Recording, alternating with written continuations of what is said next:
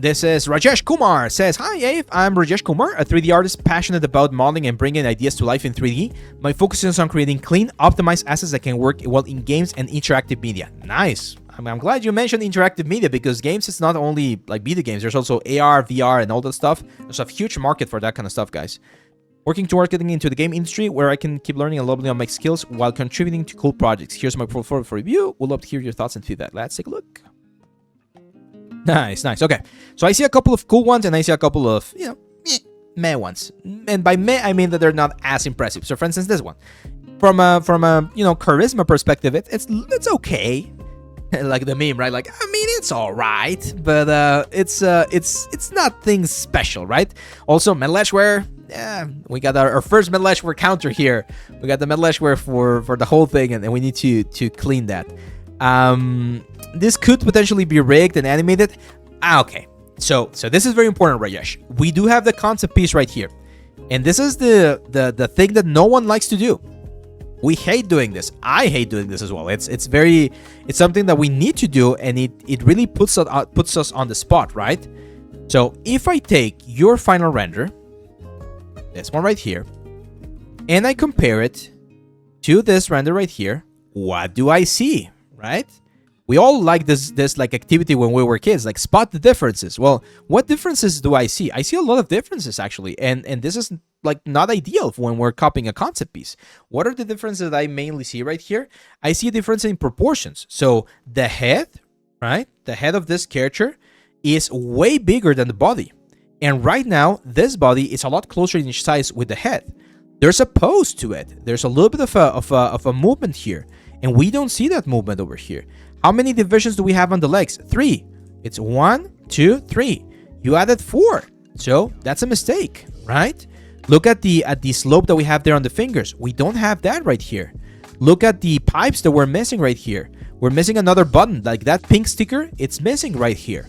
So all of these things, your art lead or your client will tell you, hey man, like this is the concept and this does not look like the concept, right? Like it's not really there.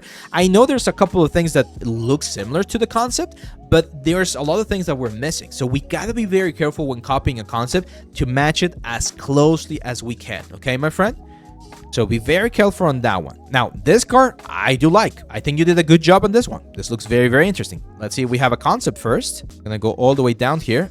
No, we don't have a concept, but that's fine. I like the sci-fi car. It's looking better, but this is not game ready, right? Like the optimization here on the topology is way, way too high. We can definitely optimize it a little bit better. And one of the best things that you can do for this type of projects, my friend, is texture it. Spend the time doing proper UVs. This is one of those assets where you can definitely use a little bit of unims, right? And texture it so that we can really have a little bit more variation. Because it's not a bad model, and this could potentially be a good, like, big piece for your portfolio, but we really need to push it to the next level, okay? I've seen this Metro interior so many times. Is this from a tutorial? Oh, there you go. Yeah, fast track tutorials. There you go. Yeah, so the issue with tutorials is that everyone else is doing them, and everyone else is getting the same result, right? Or a very similar result. It's a good render. I'm gonna tell you, like, this looks very nice, very realistic.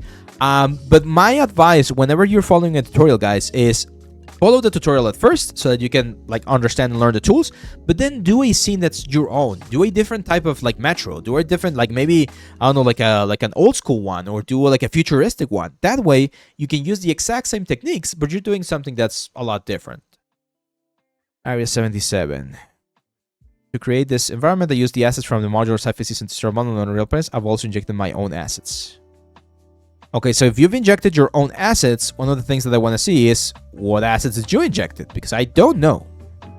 Right now we're just seeing renders, and I mean the renders are, again, okay. But if I don't know which were the assets that you created, it's gonna be very difficult to really evaluate. Like, how do I know whether or not this asset was made by you or if it was made by this modular sci-fi season 2 starter bundle, right? So show me some more breakdowns of the assets and explain to me why those assets were important. And then we have a gun. Okay, yeah, guns are always fine. That's a good gun. I mean, textures look fine. Silhouette looks really interesting. I've always liked revolvers in games, like the kick that you get from using them. It's always a good stuff. But we are missing. There we go. Oh, this is the moment of truth, Rajesh. This is the moment of truth to know if if this model is optimized or not. Am I gonna get a heart attack or am I gonna be happy? And okay, I'm happy. Yeah, it's good, man. Good stuff. We can definitely optimize a couple more things. For instance, this detail right here, that can be baked down and we save ourselves all of those triangles. But yeah, this is quite nice. Good stuff. There's definitely, again, a couple of more optimizations that we could do. Like, I'm not sure if we have like a bevel right there. Yeah, look at that. Like that edge loop right there. Can you guys see that? Like that, there's like an indentation right there. We don't need that. All of that's baked down. We definitely don't need that. But in general, this is fairly well optimized, I would say. I'm not seeing any angles or anything, so that's a good sign. Yeah, good stuff, man. Lusny, what's up, my friend? What's up? Yeah. So Rajesh, it's interesting because here you say that you want to be a like I'm not actually. That would be my question for you, and that would be my advice.